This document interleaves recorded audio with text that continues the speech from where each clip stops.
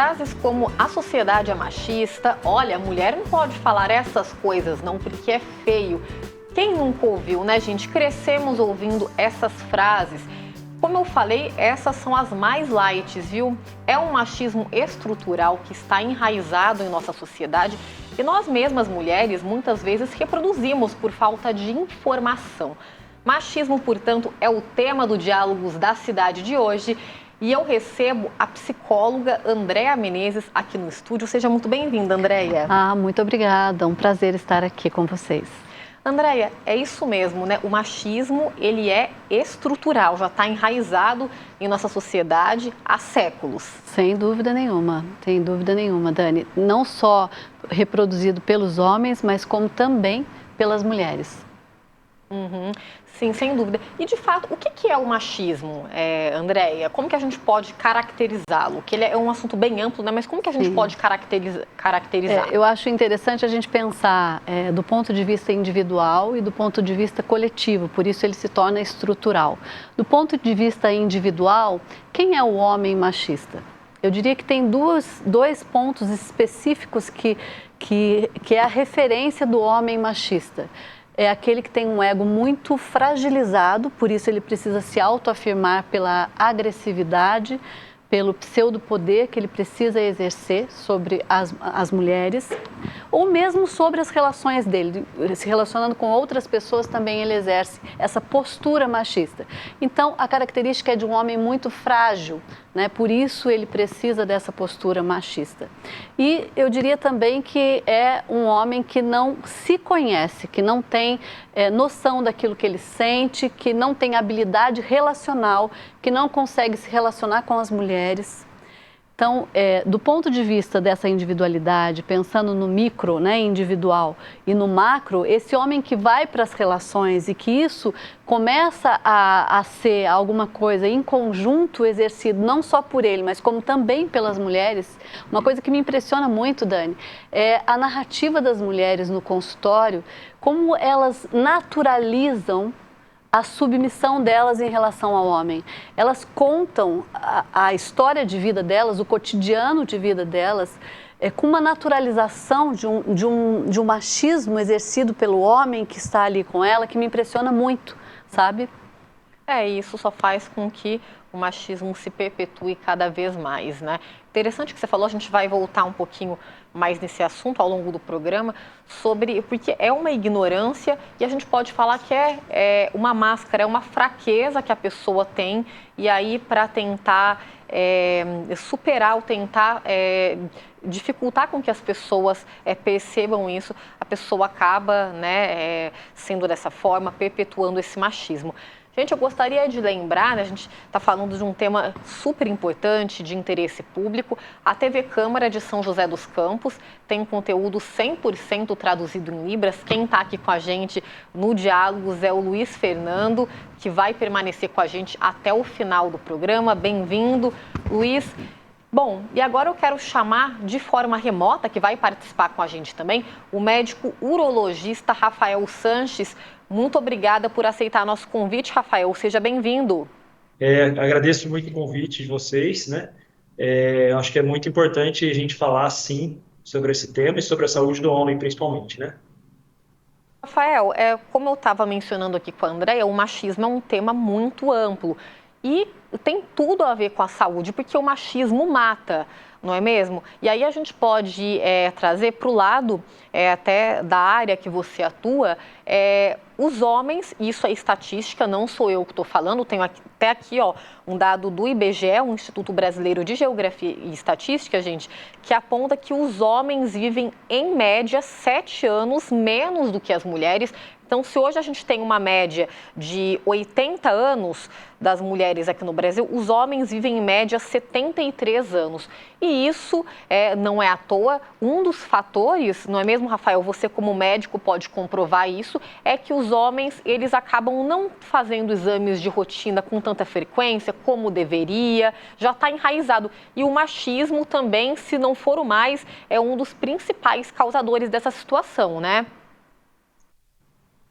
Sim, né, com certeza. Eu acho que acaba sendo já embutido, né, as mulheres desde jovens já têm essa rotina de procurar o atendimento com a sua ginecologista, né? Desde da adolescência, da menstruação, né? Já procura um atendimento, depois para parte de contracepção, depois para a parte de gravidez, e o homem acaba que esquece, acho que a própria sociedade embute isso, né? Então, muitas vezes o homem só lembra de passar com o urologista na hora que chega lá para os 40, 50 anos, que aí preocupa um pouco com a próstata. Muitas vezes quem agenda a consulta acaba sendo a esposa ou a mãe, né? Então, isso prejudica com certeza, né, a saúde do homem de maneira geral. Falou isso, que geralmente é a mãe ou a esposa que agenda. Inclusive tem uma pesquisa também que mostra que muitos homens, ao perderem a companheira, né, acabam também vindo a falecer anos depois, pouco tempo depois, justamente, né, aquela pessoa que estava ali, muitas vezes dando suporte, que agendava os exames, e aí realmente deixa de vez de se preocupar com isso. E aí, na realidade do consultório, você percebe que é muito disso, né, quando a gente fala... a gente tem o mês de novembro, que é o mês que chama a atenção para a saúde do homem, só que, assim como todas as doenças, não é só o mês de novembro, é o ano inteiro, né? A gente precisa estar atento, fazer os exames preventivos, levar informação, falar sobre esse assunto. O que você percebe no consultório? É assim, no caso, câncer de próstata, que tem aumentado também, você percebe que os homens, eles relutam em relação ao exame, têm muitas dúvidas, deixam para lá? Sim, então, falando um pouquinho, né, eu sou urologista, então, falando um pouco dessa área especificamente, a gente percebe que houve até, por incrível que pareça, uma evolução, né, nos últimos anos. Eu acredito muito pelas campanhas de conscientização. Hoje em dia a gente fala muito mais abertamente sobre isso, né? Então, a gente percebe que tem muito agendamento por, como eu falei, por esposa, por mãe, por alguém que agenda para o paciente. Muitas vezes ele nem sabe como é que foi que me encontrou. Quem que te encontrou? Foi alguém que indicou, falou, foi a minha esposa, alguém que me marcou para mim. E antigamente a gente tinha muito preconceito em relação ao exame, né? Hoje em dia ainda existe, com certeza, mas esse preconceito vem sendo trabalhado muito pelas mídias, inclusive pela própria sociedade de urologia. A gente tem trabalhado muito essas campanhas de conscientização do Novembro Azul, não são só para conscientizar sobre o câncer de próstata, mas conscientizar em relação à saúde do homem de maneira geral. Tá? Tem várias doenças que a gente consegue prevenir se esse homem tiver essa rotina que as mulheres têm de passar desde a adolescência, desde o adulto jovem, muitas coisas a gente conseguiria prevenir numa situação dessa. Então, eu acho extremamente importante a gente conversar sobre essas campanhas, conversar sobre a saúde do homem de maneira geral, justamente para que chegue neles e que haja uma maior procura, que eles criem esse ato de nos procurar, né? Deixar esse machismo aí, que é um preconceito de lado. Falando sobre as informações, né, Rafael, o que é importante que é um problema de saúde pública que a gente está falando, então é importante tocar nesse assunto, reforçar. A gente sabe que o exame de próstata, quem faz são homens um pouco mais velhos, mas é interessante também a gente trabalhar numa base também que desde né, adolescentes, os homens mais jovens, eles já tenham essa consciência desde cedo, né? Dos riscos da doença e de que quando chegar a idade é necessário procurar um médico, ou às vezes até antes, né, em casos hereditários, quem tem caso de família, aí já é outra situação, né? Sim, sim, com certeza. Só para título de exemplificar, né, em relação ao câncer de próstata especificamente, a Sociedade Brasileira de Urologia ela prega que os homens ao redor de 50 anos devem iniciar os exames, e os homens que têm algum fator de risco, seja homens com pais ou irmãos com câncer de próstata, que é a história de familiar de primeiro grau, homens negros, devem adiantar um pouquinho, começar aos 45 anos. Então, em relação ao câncer de próstata, acredito que isso daí, que as recomendações da sociedade. Tá certo. Andréia, a que ponto, né, a gente estava fazendo essa introdução no começo do programa, a que ponto se chega, né? A gente está falando de problemas de saúde, o machismo ele mata de fato, né? Não é o que muitas pessoas ainda falam por ignorância, falta de informação, mas isso é mimimi, isso não existe, até onde ele pode chegar, né? É muito mais amplo do que se imagina. Sem dúvida nenhuma, sem dúvida nenhuma. O que sustenta o machismo também são as crenças, né? Então, que homem não chora, que homem não pode ser sensível, que se cuidar é mimimi, que se ater aos sentimentos, ao afeto, ter gestos mais amorosos, é uma coisa de mulherzinha, a gente escuta por aí, né? Então, são essas crenças que sustentam esse machismo estrutural. E isso faz com que esse homem seja absolutamente incapaz de estabelecer relações saudáveis, inclusive com os filhos dele. Tem uma história muito linda que eu vou contar rapidamente. Eu participo de alguns grupos de homens que têm um intuito terapêutico exatamente para trabalhar o machismo estrutural. E certa vez teve um senhor de 70 e poucos anos que relatou tudo que ele perdeu com essa postura machista. Ele perdeu de brincar com os filhos dele, ele perdeu de ter habilidade relacional com as mulheres. Ele teve 3 mulheres que ele precisou se separar por conta da dificuldade dele. Ele perdeu tempo de vida dele, enfim, ele estava relatando o quanto essa postura fez ele perder na vida as coisas mais essenciais. Porque o machismo estrutural, ele também cobra do homem poder, sucesso, dinheiro, bens materiais. E enquanto os homens estão cuidando disso, eles estão descuidando da parte mais importante da vida, da parte mais essencial, que são as relações, que são as pessoas próximas, que são os filhos e quem ele ama, né?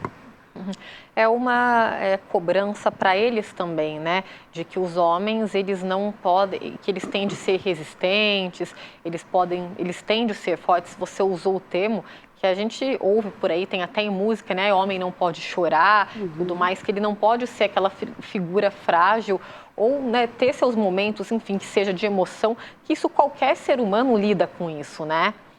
Sem dúvida nenhuma. Sem dúvida nenhuma. E ele fica tão distanciado dele mesmo, sabe? Ele desconhece, e é interessante porque isso cria sintomas emocionais, né? Se ele não pode sentir uma perda, por exemplo, se ele não pode se fragilizar em alguns momentos, como todos os humanos, em algum momento da vida, precisam se fragilizar diante de algumas situações, isso faz parte da vida. Ele tem uma postura como se ele precisasse ser um super-homem, só que ele não é esse super-homem. Isso tem efeitos terríveis, inclusive sobre a saúde mental dele. Isso cria ansiedade, isso cria depressão. Se o homem precisa ter poder e não tem, ele deprime. Se ele entende que ele precisa adquirir bens materiais e não consegue, né, no nível que ele se põe, na expectativa que ele tem sobre ele mesmo, ele realmente sente isso emocionalmente com sintomas, com patologias, com transtornos.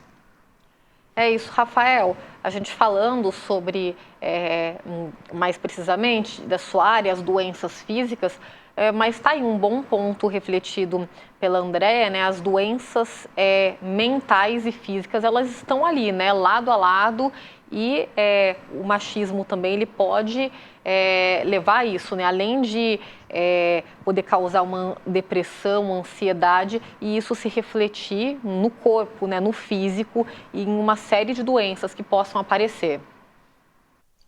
Sim, com certeza. As doenças psíquicas, né, que a gente fala, elas podem levar ao desenvolvimento de diversas doenças físicas, né, com certeza.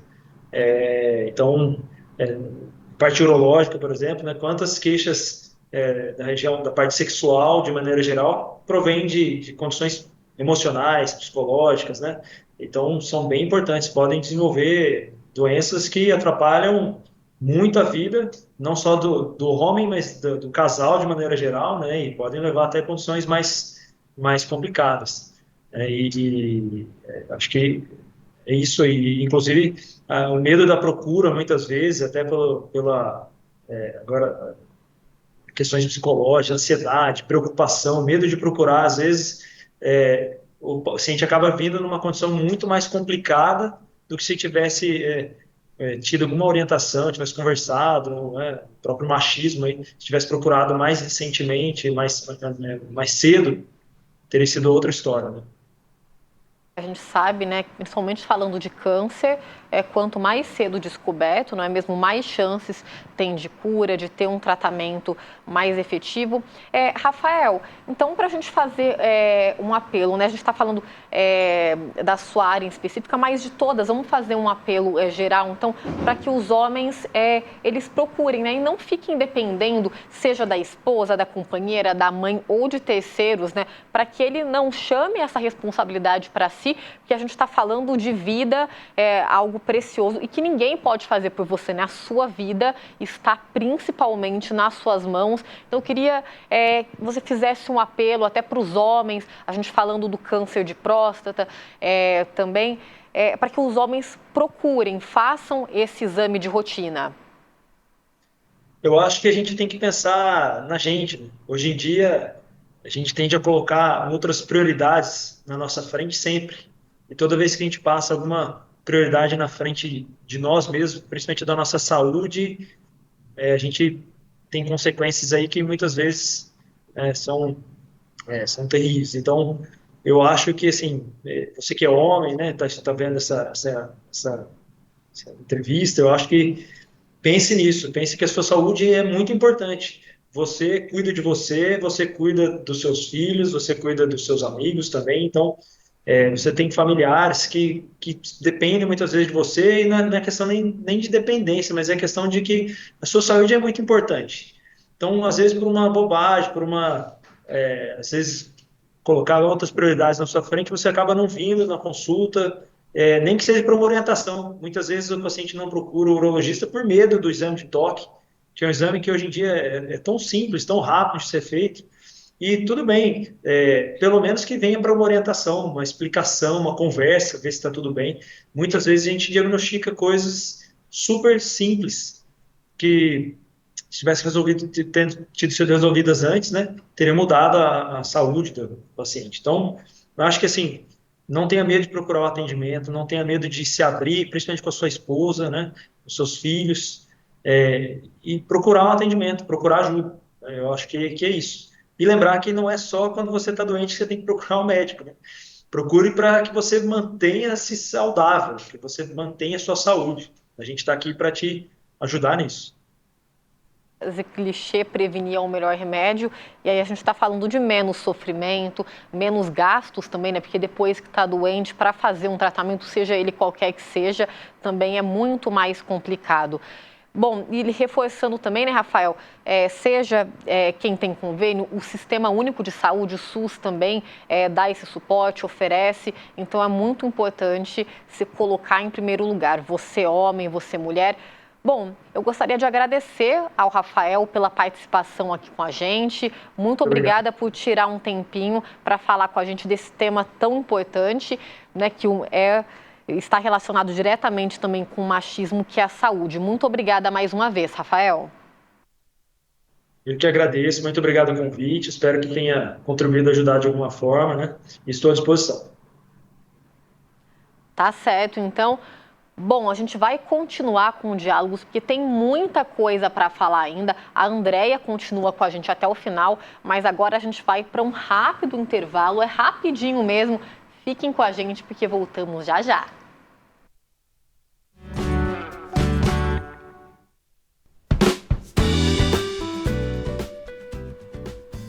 Estamos de volta com diálogos hoje para falar sobre machismo.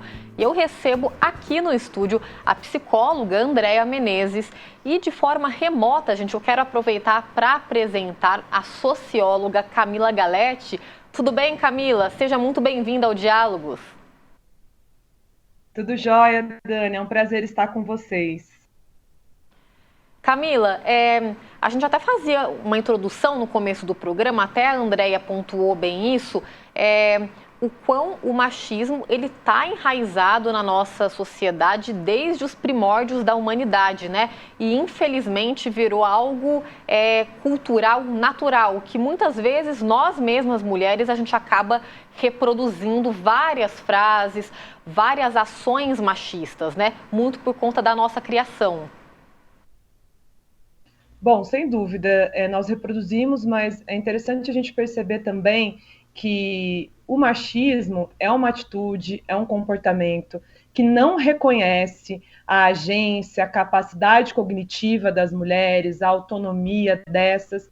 Ele está muito pautado na lógica de uma superioridade masculina. Então, nessa lógica, as mulheres já são colocadas numa posição de inferioridade simplesmente pelo fato de serem mulheres. Qualquer coisa que elas façam, elas vão ser reduzidas a esse sexo biológico. Então, é muito estrutural da sociedade, né? Se a gente for pensar, o machismo ele faz a manutenção dele na sociedade de inúmeras formas, né? Seja nas nossas relações de trabalho, no espaço privado.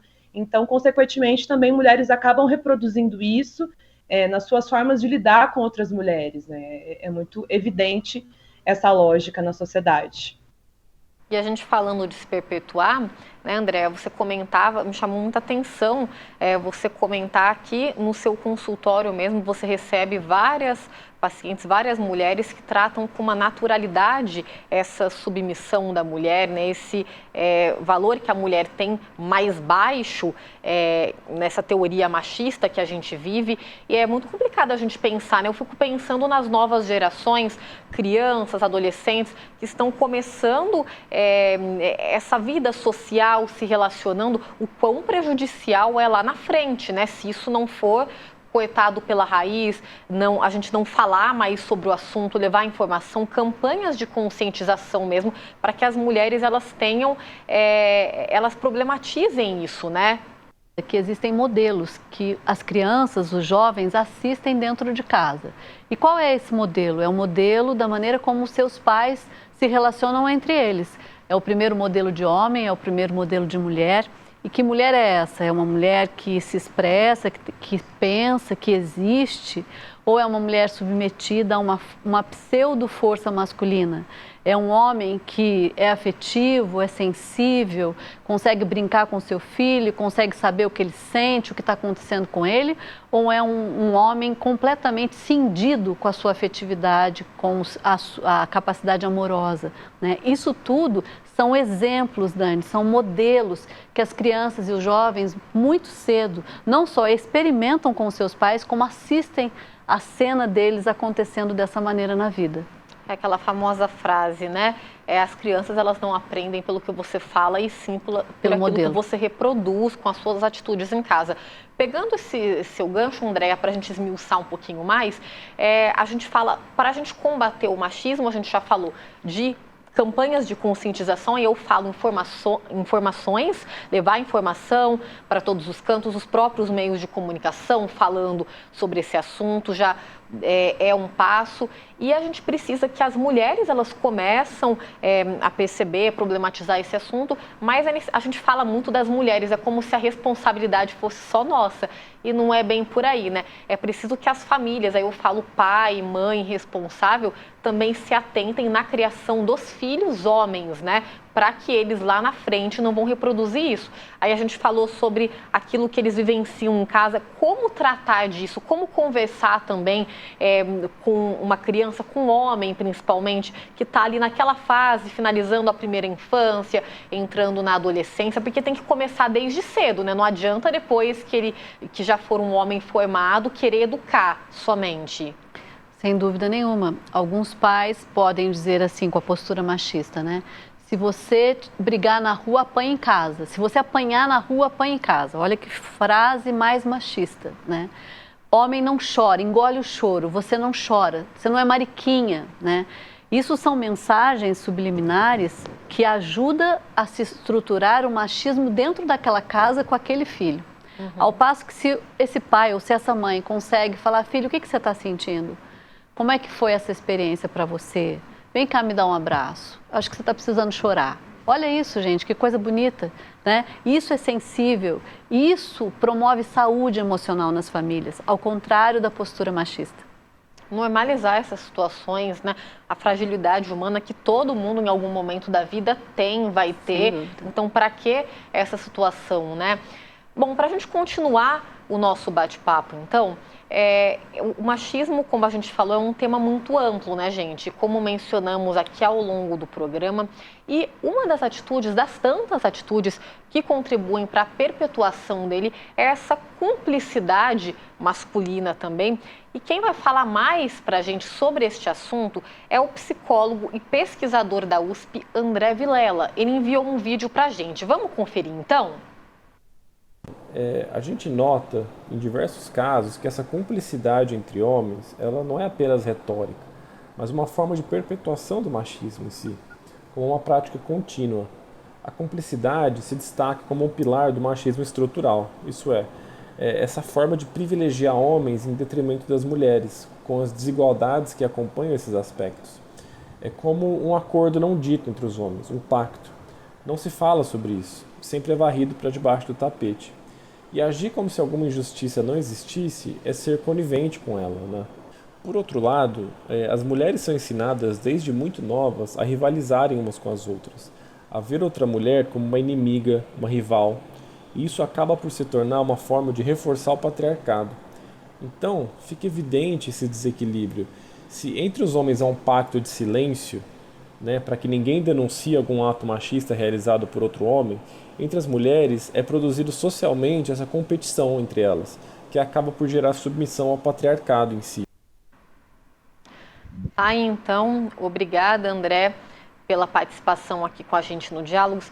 Vou começar agora com a Camila, então. Ele disse algumas palavras muito importantes, né, Camila, o André, ele falando dessa cumplicidade, de passar pano para outro. E aí, só para a gente deixar um pouco mais didático, pegar como exemplo, a gente vê isso a todo momento, né? Vou citar um exemplo breve que a gente viu recentemente, até do que aconteceu com o jogador Neymar, né? Que expôs uma traição na rede social. Aqui não é casos de família, então a gente não vai debater essa situação, mas é só para chamar a atenção como que um homem é tratado de uma forma diferente, como se fosse uma mulher, por exemplo, né? A gente teve também recentemente o caso da cantora Luísa Sonza. Então, a forma como ela é tratada, ela é totalmente desigual, né? Queria que você falasse um pouquinho sobre isso, Camila. Sim, esses dois casos que você mencionou retratam um pouco o que o próprio André disse no vídeo dele, né? A gente vive numa sociedade patriarcal. O que isso significa? O patriarcado é uma forma de organização social que tem como figura maior de superioridade a autoridade do homem. E nessa lógica, as mulheres não são tidas ou lidas como seres, como agentes que têm autonomia, que têm capacidade cognitiva, mas sim muitas vezes como objetos, seja objeto sexual, seja um objeto que é lidado de uma forma que também há uma rigidez ao tratar essas mulheres, né? Então, principalmente quando essas mulheres furam a bolha, têm visibilidade, seus atributos psicológicos muitas vezes são invalidados. A gente percebe em outros exemplos também, né? Quando uma mulher está num cargo político, ela sofre de diversas formas de violência política de gênero, é como se ela não estivesse apta para estar neste lugar. Então, nós somos sempre reduzidas ao espaço privado, e quando estamos no espaço público, seja na condição de cantora, de jornalista, de professora, enfim, nas inúmeras áreas de atuação, somos desvalidadas pelo fato de sermos mulheres. Então, essas situações que você mencionou demonstram um pouco isso, né? Essa superioridade, a ideia que está ali introjetada, que não importa o que fizermos enquanto mulheres, o fato de sermos mulheres irá sobressair na situação, e sim, é muito pautada essa rivalidade, porque a saída ela é lidada de uma forma coletiva, mas é introjetado em nós mulheres que nós temos que lidar de forma individual com esses problemas que são estruturais. E essa rivalidade, né, André, outro ponto que ele frisou, que eu queria que você reforçasse com a gente, que nós, até desde pequenas, né, a sociedade ela faz com que as mulheres se rivalizem, uma seja rival da outra. Não pode, né? Aí duas mulheres, por exemplo, tá numa posição de amizade o tempo todo, além da questão de que a gente tem de ficar a todo momento se provando, né? Seja na questão pessoal, na questão profissional, como mãe, enfim, a mulher ela sempre tem de provar e nunca tá bom. Sim, sem dúvida tem isso, sim. Claro que tem exceções, mas isso é real, acontece muito. E eu acho que o espaço da mulher é tão menor do ponto de vista das conquistas dela, desde do aspecto pessoal, como coletivo, como profissional, como social, que é como se sempre visse numa outra mulher uma ameaça para ela, para a estabilidade emocional dela, para a estabilidade das relações dela, para a estabilidade da vida dela de forma geral, né? Então eu acho que isso sim acontece e é importante que a gente pense, por que é que eu preciso rivalizar com a fulana de tal? Por que eu preciso competir? Por que eu preciso acreditar que ela pode ameaçar o meu espaço? Seja esse espaço qual espaço for, né? Então eu acho que essa é uma reflexão importante para todas nós. É um apedrejamento coletivo mesmo, Sim. né? Que a gente pode falar, trazendo Sim. também uma coisa tão antiquada, mas na prática é isso que acontece muitas vezes, ainda mais hoje que a gente tem o advento das redes sociais, que ressaltar mais uma vez é muito positivo, mas também tem o lado negativo da coisa, do cancelamento, das polêmicas, esse apedrejamento que pode causar situações também muito sérias, né? Muito drásticas. Esse é mais um jeito de nós mesmos nos objetivarmos, né? Objetificarmos, né? No sentido de nos tornarmos objetos. Eu acho que essa é uma questão muito interessante, assim, né? Por que eu fico tão ameaçada? Por que eu não posso ter o meu espaço? E isso vai para as relações privadas também, Dani. Se você for pensar, por que uma mulher precisa ser tão submetida a um homem, a um macho alfa? Por que eu preciso dizer sim quando eu quero dizer não, ou dizer não quando eu quero dizer sim? Outro dia eu estava ouvindo um relato de uma mãe que ela não podia exercer a maternidade dela porque o esposo queria que ela fosse mãe ao modelo dele. Então, cada gesto era vigiado e tentado ser, e manipulado por ele, né? Então, assim, por que essa mulher precisa se submeter a isso? Que preço é esse desse amor a qualquer custo, né? Então, acho que é importante que a gente comece... Se a gente não se valoriza, e isso... Eu acho interessante isso, né? Porque quando a mulher não se valoriza, ponto para o machismo estrutural, gente, né? Porque a mulher que não consegue saber do espaço dela, da própria palavra, da própria expressão, ela está sim reforçando a força, a pseudo-força do masculino sobre ela. Sem dúvida. Bom, a gente vai para mais um rápido intervalo, fiquem com a gente, porque daqui a pouquinho a Andréia e a Camila continuam para a gente esmiuçar ainda mais esse assunto tão importante, né, que a gente precisa tanto falar, que é o machismo que ainda, infelizmente, nos assombra e muito em pequenos detalhes do dia a dia. Não sai daí porque voltamos já já.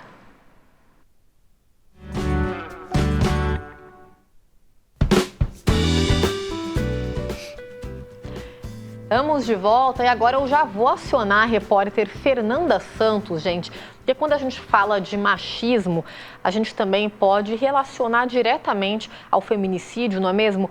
Infelizmente, quase que toda semana, todos os dias, a gente acompanha nos telejornais situações delicadas, complicadas de mulheres que são mortas, principalmente por ex-companheiros, né? Mas pelo simples fato de serem mulheres. Então a repórter Fernanda Santos, ela vai trazer algumas informações para a gente a respeito, não é mesmo, Fer? Obrigada, Dani, viu, pelo convite. É um assunto chato, né, hoje que a gente está trazendo aqui, infelizmente.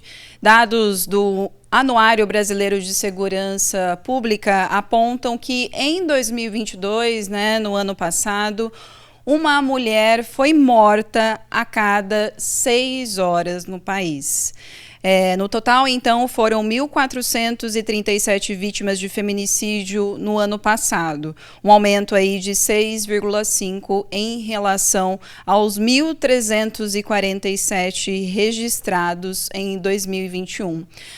Atualmente, aqui em São José dos Campos, 129 mulheres, né, são atendidas, né, pela Patrulha Maria da Penha da GCM em parceria com a prefeitura aqui da cidade. A GCM e a coordenadora da Patrulha Maria da Penha, que é a Cristiane Claudino Lobo, reforça que o programa também oferece mais proteção às mulheres, como aquele curso de defesa pessoal. Vamos ouvir ela nesse momento para a gente entender um pouquinho melhor? Hoje nós temos um programa, dentro do programa Maria da Penha, da nossa patrulha, que é a defesa pessoal para mulheres. Lá, inicialmente, nós abriríamos somente para as nossas vítimas de violência do nosso programa, mas a procura foi tão grande que nós abrimos para todas as mulheres do município. Hoje nós temos 100 mulheres que estão lá em 2 turmas fazendo, já faz 1 ano que elas estão praticando, né? Não só para elas se defenderem, não só de agressores, mas da vida. Né? E existem 600 mulheres na fila de espera. Então, a procura pela defesa pessoal, por saber se defender, é muito grande no nosso município, né? Porque a mulher não se preocupa só em se defender do agressor de violência doméstica, mas sim do agressor da vida. Olha, então, para você que ficou interessado a querer fazer esse curso, né, e espalhar, compartilhar com outras mulheres também, saiba que é de graça, tá bom? Para você ter acesso a esse curso, é só baixar o aplicativo no celular São José Viva, tá? Procura aí no seu aplicativo de mensagens, né, aplicativo para baixar tanto de Android ou de iOS, né? São José Viva, para você fazer a inscrição, tá bom? Simples assim. Dani, muito obrigada por me chamar aqui para esse link ao vivo. Espero ajudar, a gente espera estar ajudando, né, mulheres que estão acompanhando a gente no programa a ter coragem aí a denunciar, viu? Parabéns pela pauta. Voltamos com você no estúdio, Dani. É isso, Fê. Muito obrigada, viu, pela participação aqui com a gente mais uma vez. Seja bem-vinda ao Diálogo sempre. Então, vou reforçar, gente, aplicativo São José Viva. A gente viu a Cristina falando que tem muitas mulheres na fila, mas não desanime. Se você tem interesse, se inscreva também, que uma hora vai pintar alguma vaga e aí não deixe de fazer. Uma coisa que me chamou muito a atenção, né, André, a gente pode falar do número de procura de mulheres para fazer esse curso de defesa pessoal. É importante, de repente, né, é um hobby, uma coisa que você tem interesse, mas a gente pode também olhar para o outro lado, né? Porque hoje, como mulher, eu acho que é quase que unânime. Uma mulher, ela sente sozinha, ela sente medo, por exemplo, de viajar sozinha, de sair na rua desacompanhada à noite, por exemplo, dependendo do lugar. A gente olhando por esse lado também é bastante preocupante, né? Sem dúvida, eu acho que é muito válido esse curso, né? Que bacana que tem essa iniciativa, mas eu fico pensando, você às vezes tem essa força física, mas se você não tem uma força emocional, você não consegue se estabelecer numa relação de maneira autônoma, né? De maneira expressiva, sem que você precise se submeter ao seu parceiro. Então, eu acho que a força emocional é tão importante quanto você ter a capacidade de se proteger até fisicamente, né? Sim, você falando dessa força emocional, a gente vai entrar um pouquinho daqui a pouco na questão dos relacionamentos, também do machismo diretamente, para que ele não seja perpetuado nesse sentido também.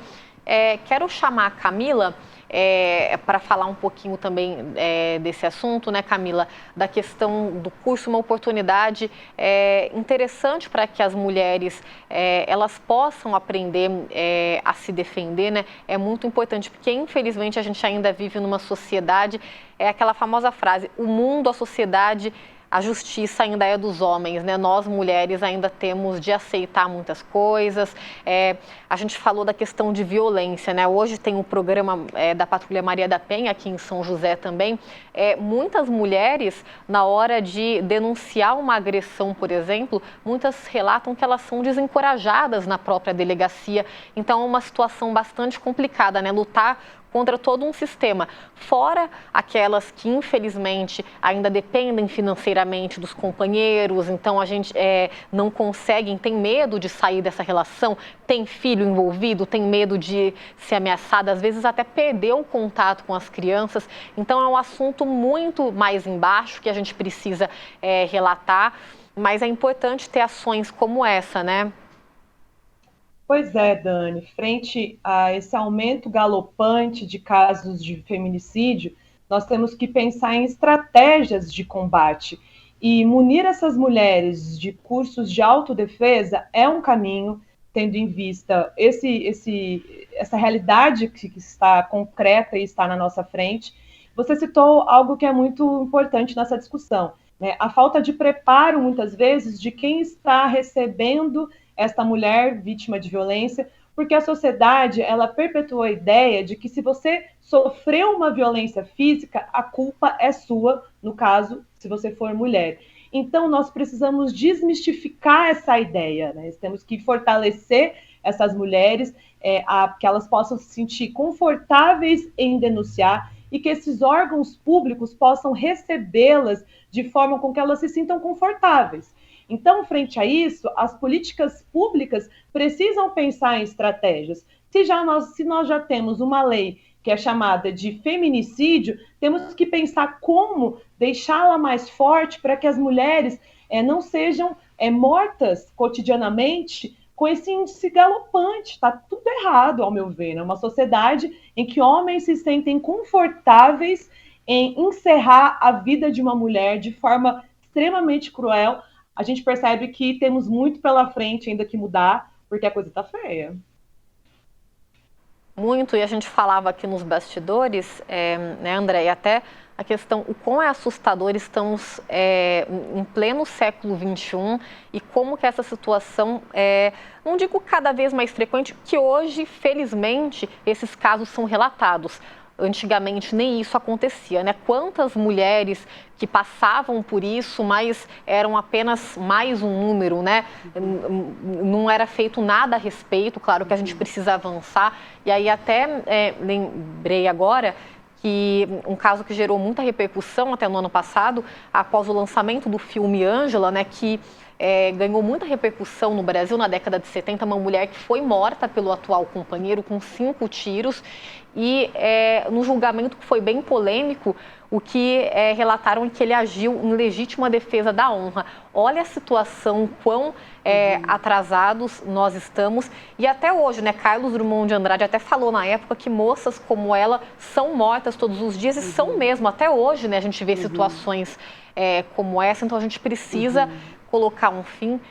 E falar de machismo também é meio caminho andado.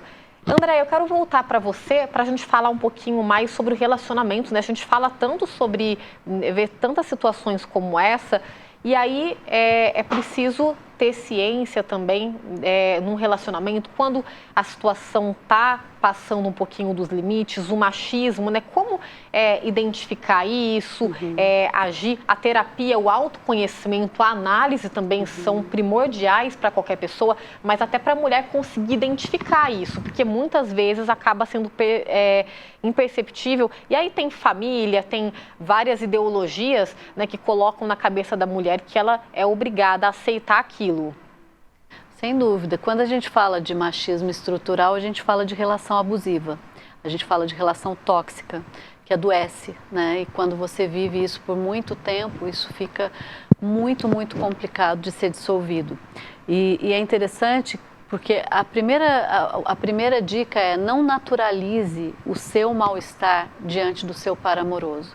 Não naturalize humilhações, não naturalize falta de expressão, falta de espaço para você se expressar enquanto você mesmo, né? É tão importante que a mulher possa começar a se dar conta de que ninguém tem o direito de destratá-la. Não tem nem nada que faça valer, né, nem a companhia de um homem que te desmerece. Então, se você está passando por essa situação, eu acho que é importante esse chamado, né, Dani? Se você passa por situações de humilhação, se você tem que submeter a situações que te causam ansiedade, que te causam tristeza, que te causam depressão e outros transtornos, pense que valor você mesma está se dando, né? Porque eu digo assim, que dentro de uma relação tóxica e abusiva, o primeiro abuso é da gente com a gente mesmo, porque se eu estou numa relação que está me fazendo muito mal e eu me permito estar nessa relação, eu sou a primeira pessoa que abusa de mim. Eu abuso de mim porque eu estou ultrapassando todos os limites da minha saúde mental e muitas vezes da minha saúde física para estar naquela relação que não me faz feliz, né? Uma coisa acaba dando sequência na outra, né? Camila, queria que você fizesse suas considerações finais. A gente reforçou aqui, o mundo é machista, é sexista, infelizmente. E que mensagem que você deixaria? Eu acho que é necessário, mais do que tudo, né, que as mulheres, elas uma cuide da outra, né, que elas se unam também, essa questão da gente falar da cumplicidade masculina. A gente precisa trazer isso para o nosso lado também, para que muitas das cenas, muitos dos casos que a gente vê acontecer hoje na nossa realidade, eles comecem a se desmanchar, não é mesmo? Pois é, Dani, apesar dessa estrutura gritar o tempo todo que nós não temos agência, autonomia, eu acredito que quando nós nos fortalecemos em coletivos, em agrupamentos que discutem a emancipação das mulheres, que discutem a potencialidade que as mulheres têm, a gente consegue enfrentar essas violências, né? Criar grupos, reflexões e sair de situações, sejam afetivas, sejam de abuso, que são desconfortáveis e que só menosprezam a nossa capacidade. Então, a minha mensagem é que a saída não é individual, ela é coletiva. A importância da gente pensar coletivamente. O fato de eu não ter sofrido nenhuma agressão não significa que outras mulheres não sofram. Então, que a gente possa ter essa sensibilidade mesmo de acolher pessoas que estão em situação de vulnerabilidade, no caso, mulheres. É isso, Camila. Muito obrigada mais uma vez pela sua participação aqui com a gente. Foi um bate-papo bastante enriquecedor. Obrigada mais uma vez e seja bem-vinda sempre. Obrigada, foi um prazer. É isso. André, a gente está no finalzinho. Rapidamente, você gostaria de fazer alguma consideração final também em relação ao tema? Eu penso que a gente precisa pensar em como criar empatia em relação às mulheres que passam por essas situações, ainda que você não passe, né? E isso tem a ver um pouco com aquela questão da disputa das mulheres, da competição. Como é que eu posso ser solidária, como é que eu posso contribuir para que as mulheres que estão em situações de risco, em situações de abuso, submetidas a relações que as fazem mal, como é que eu posso contribuir para ser solidária? O que eu posso fazer? Qual é a minha parte? Eu tenho uma amiga que passa por isso. Ah, mas em briga de marido e mulher ninguém mete a colher. Gente, se tiver risco, se tiver dano para a saúde, por que não? Por que não um conselho? Por que não uma conversa? Por que não uma reflexão? Eu acho que a gente precisa fazer isso se propagar, essa corrente do bem, né, em prol da nossa saúde emocional, mental e física, porque senão a gente fica muito nas individualidades, nos segredos dos abusos. A gente precisa trazer isso à tona, né, Dani? Sem dúvida. Andréa Menezes, psicóloga clínica, mais uma vez, muito obrigada por participar aqui com a gente. É isso, gente, eu acho que a mensagem rapidamente que fica, informação, vamos propagar este assunto, porque nós precisamos de seres humanos, mulheres críticas, que quanto mais crítica ela for, quanto mais informação ela tenha, menos ela vai se submeter a situações e de pouquinho em pouquinho, é um processo formiguinha mesmo, que a gente vai mudando a sociedade, mesmo que seja aos poucos, com as novas gerações que estão vindo aí. Então, olha só o tamanho da nossa responsabilidade. E nós, eu digo todos nós mesmos, homens, mulheres, pai, mãe, quem não tem filho, todo mundo tem o seu papel para isso. Então, gente, o Diálogos de hoje, que falou sobre machismo, fica por aqui. Eu gostaria de agradecer o Luiz Fernando, nosso parceiro aqui, que traduziu simultaneamente todo o programa em Libras. Obrigada mais uma vez, Luiz, nosso parceiro aqui no Diálogos. E para você rever este programa na íntegra, você pode acessar o youtube.com/TV Câmara SJC. Vocês também podem nos acompanhar pelo canal 12.3, que é o canal aberto, 7 da NET e 9 da Vivo. E para sugerir alguma pauta, conferir os nossos bastidores, vocês podem nos acompanhar também pelo Instagram, que é o @TV Câmara SJC. Eu fico por aqui, mas semana que vem tem mais Diálogos da Cidade. Até mais!